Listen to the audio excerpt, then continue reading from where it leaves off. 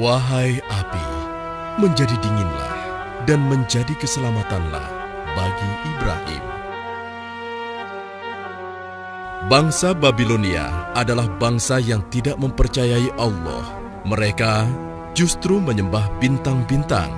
Salah satu dari bintang tersebut adalah Marduk, yang merupakan bintang terbesar dalam pandangan mereka. Para imam membangun kuil suci bagi Marduk. Selain Marduk, mereka juga menyembah Namrudz, raja mereka. Siapakah Tuhan kalian? Engkau, wahai Namrudz yang agung. Siapakah Tuhan kalian? Engkau, wahai Namrudz yang agung. Siapakah Tuhan kalian? Engkau, wahai Namrudz yang agung. Bagus. Kalian orang-orang yang cerdas. Akulah Tuhan sekalian alam. Demikianlah keangkuhan seorang Namrudz. Ia merasa besar dengan kekuasaannya, dan ia benar-benar mengangkat dirinya sendiri menjadi Tuhan yang perintahnya harus ditaati.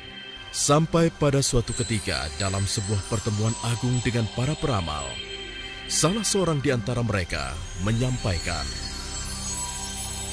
Yang mulia, sebagaimana yang kami lihat dari posisi bintang-bintang, di negeri ini, tahun ini, akan lahir seorang bayi yang akan mengajak rakyat kepada agama baru yang akan meruntuhkan kerajaanmu. Berhati-hatilah, Yang Mulia. Apa yang dikatakannya benar. Sebaiknya Yang Mulia segera mengambil tindakan. Baiklah, aku percaya. Mulai saat ini, semua bayi laki-laki di Babilonia harus dibunuh. Semuanya. tanpa pikir panjang, Namrudz mengambil keputusan yang sangat mengerikan. Serta-merta, ia mengerahkan seluruh tentaranya untuk membunuh semua bayi laki-laki di Babilonia. Sementara itu, di sudut kota Babilonia, tinggallah seorang pembuat patung terkemuka bernama Azar. Ia sangat terpukul mendengar perintah Raja Namrudz, Tuhannya selama ini. Dikarenakan istrinya tengah hamil tua dan tinggal menunggu waktu untuk melahirkan anak pertamanya. Wahai istriku, sungguh aku takut tentara Namrudz akan menemukan engkau dan membunuh anak kita yang akan terlahir nanti. Demi Marduk Tuhan kita, aku akan membawamu keluar dari sini. Kita harus bersembunyi hingga keadaan aman. Oh, baiklah. Kalau begitu, aku akan bersiap-siap. Wahai Namrudz yang agung, semua bayi laki-laki di negeri ini telah kami bunuh tanpa kecuali. Bagus. Namrudz demikian puas mendengar laporan tentaranya. Dia merasa aman sekarang. Tahun demi tahun pun berlalu. Anak Azar yang telah disembunyikan itu telah tumbuh menjadi anak yang kuat dan cerdas. Ia bernama Ibrahim. Suatu ketika, Ibrahim bertanya kepada ibunya, Ibu, tahukah engkau siapa Tuhanku? Ya ampun, kenapa dia bisa bertanya seperti itu? Akulah Tuhanmu, nak. Lalu Tuhan ibu siapa? Tuhan ibu, sudah pasti ayahmu. Kalau begitu, Tuhan ayahku siapa? Ibrahim, kenapa kau bertanya seperti itu? Tentu saja Namrudzlah Tuhan ayahmu. Lalu Bu, siapa Tuhan Raja Namrudz? Ya Tuhan, bagaimanakah aku harus menjawabnya? Jangan-jangan inilah anak yang dikhawatirkan oleh Raja Namrudz. Inikah anak yang akan mengubah agama dan kepercayaan masyarakat Babilonia? karena tidak puas dengan jawaban sang ibu, Ibrahim kecil pun keluar dari gua dan ia mencoba mulai mencari siapa Tuhannya. Malam pun datang. Saat itu bulan purnama bercahaya menerangi malam. Wow, inilah rupanya Tuhanku. Ibrahim kecil sangat kagum dengan bulan purnama itu. Sekali lagi ia yakin itulah Tuhannya. Tetapi tatkala pagi menjelang,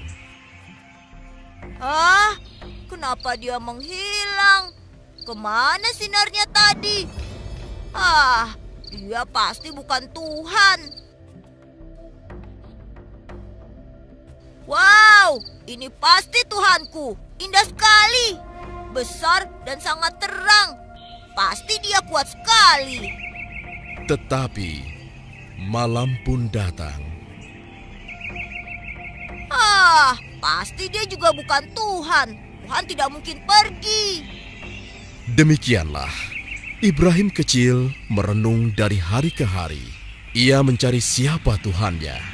Ia telah mengamati semua yang ada di alam ini, sampai akhirnya ia menyimpulkan bahwa Tuhannya adalah Tuhan yang menciptakan alam semesta. Dialah Allah yang Esa. Beberapa tahun kemudian, di usianya yang dewasa, Ibrahim pun diangkat menjadi utusan Allah. Beliau pun kembali kepada kaumnya di negeri Babilonia. Beliau pun memenuhi tugasnya menyeru manusia kembali kepada Allah.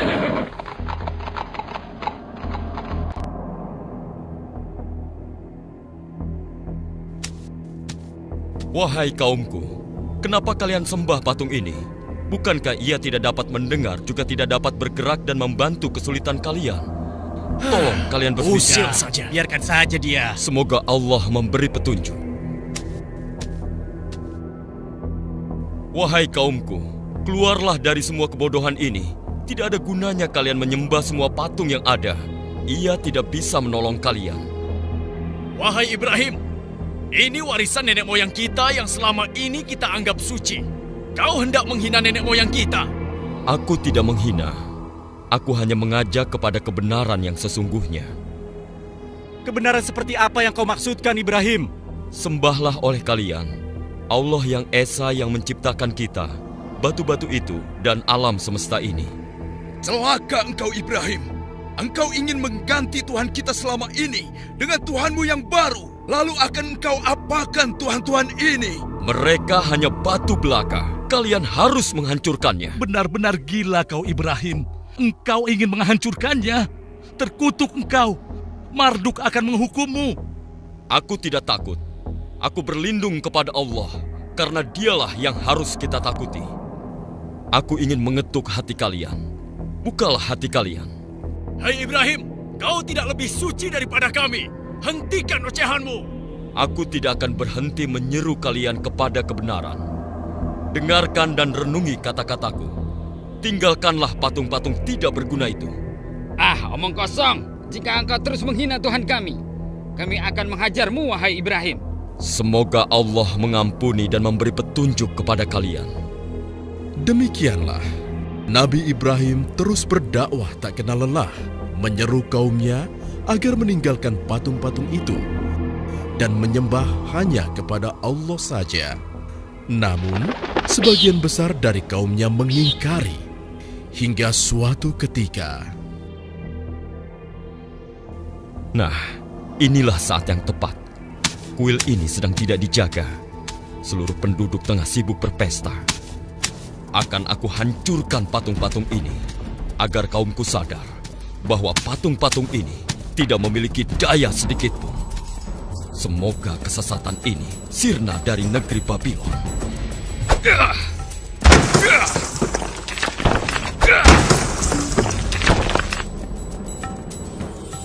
Nabi Ibrahim menghancurkan semua patung-patung milik kaumnya, kecuali berhala yang paling besar yang disebut Marduk. Bahkan Nabi Ibrahim menggantungkan kapaknya pada patung tersebut. Kemudian, kegemparan pun terjadi.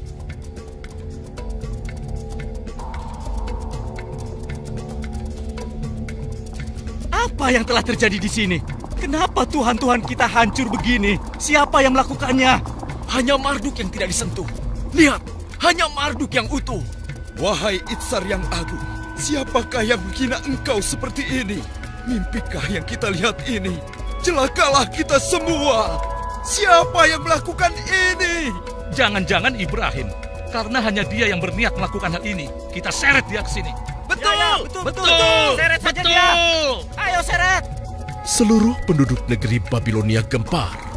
Mereka marah, tidak menerima kenyataan yang ada.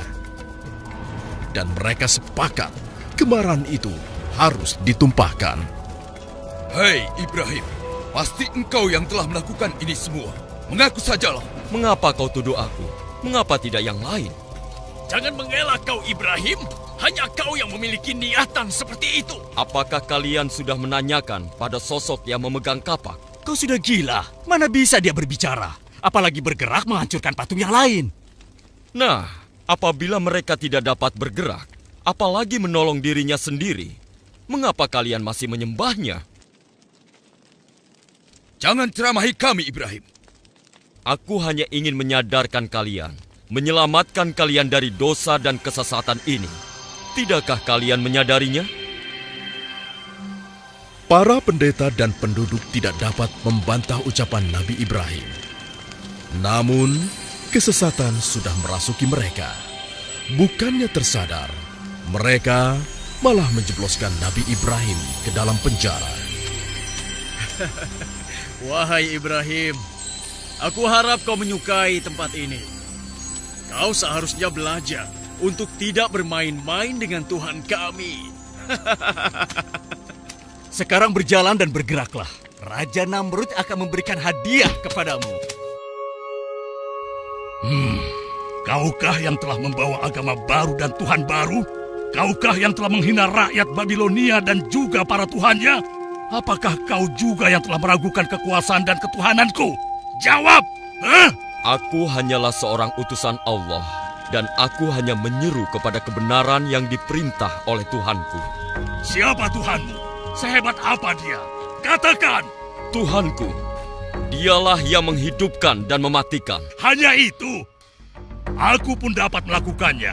Pengawal, berikan aku 2 orang sekarang juga. Siap! Ini mereka yang mulia. Bunuh yang di sebelah kananmu. Ampuni hamba. Sekarang, biarkan yang satunya pergi. Beri hadiah untuknya agar dia menikmati kedermawananku. Beribu-ribu terima kasih untuk engkau, wahai Namrud yang agung. Engkaulah Tuhan kami. Saksikan itu, Ibrahim. Aku bisa memberikan hidup kepada seseorang dan mengambilnya dari orang lain.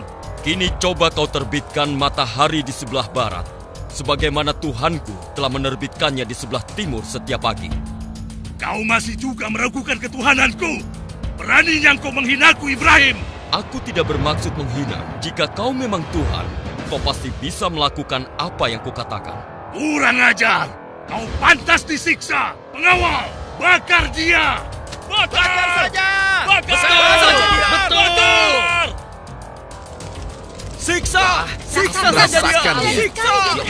Biar dia merasakan siksaan dari Namrud. Siksa dia! Apinya besar sekali. Apinya sangat besar.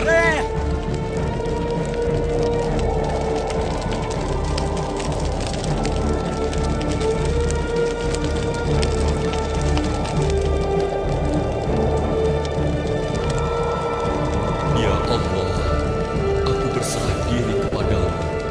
Engkaulah pelindungku di dunia dan di akhirat.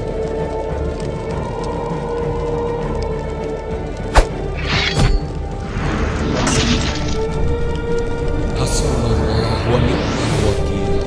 Ni'mal maula wa ni'mal nasir. Wahai api, menjadi dinginlah dan menjadi keselamatanlah bagi Ibrahim.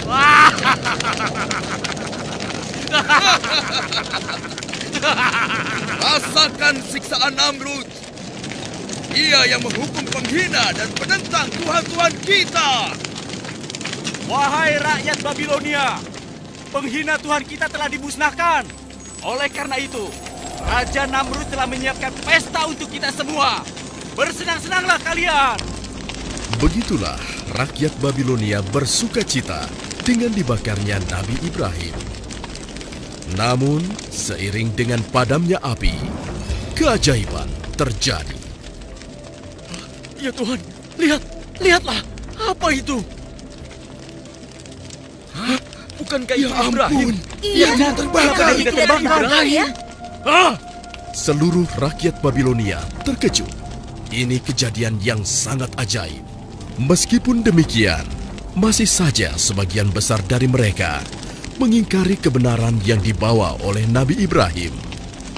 Mereka bersama Raja Namrudz berlaku semakin kejam terhadap Nabi Ibrahim dan pengikutnya. Oleh karena itulah, Allah memerintahkan Nabi Ibrahim dan pengikutnya untuk hijrah keluar dari Babilonia.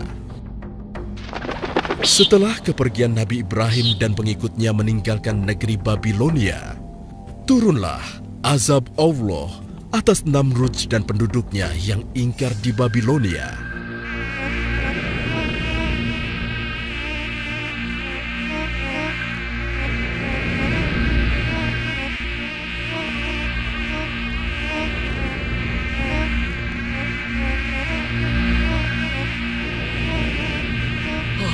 Binatang dari mana ini? Kurang ajar. Pengawal, tutup semua pintu. Jauhkan binatang ini dariku. Cepat, tutup semua pintu.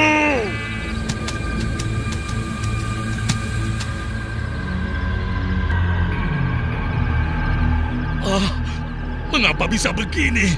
Apakah ini karena Ibrahim dan Tuhannya? Hei, pengawal! Pengawal, aku sudah menyuruh kalian untuk menutup semua pintu dan jendela. Bunuh nyamuk-nyamuk ini, cepat!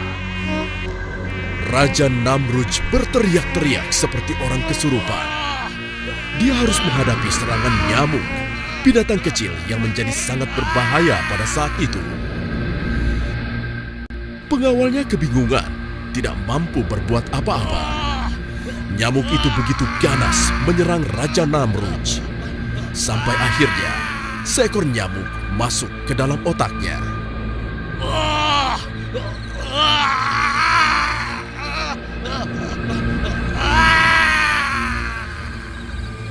Demikianlah, Raja Namrudz yang congkak dan sombong mati dengan cara yang mengenaskan.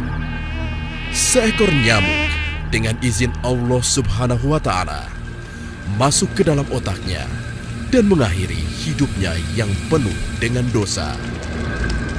Semoga Allah Subhanahu wa Ta'ala melindungi kita dari perilaku yang serupa dengan Raja Namrudz.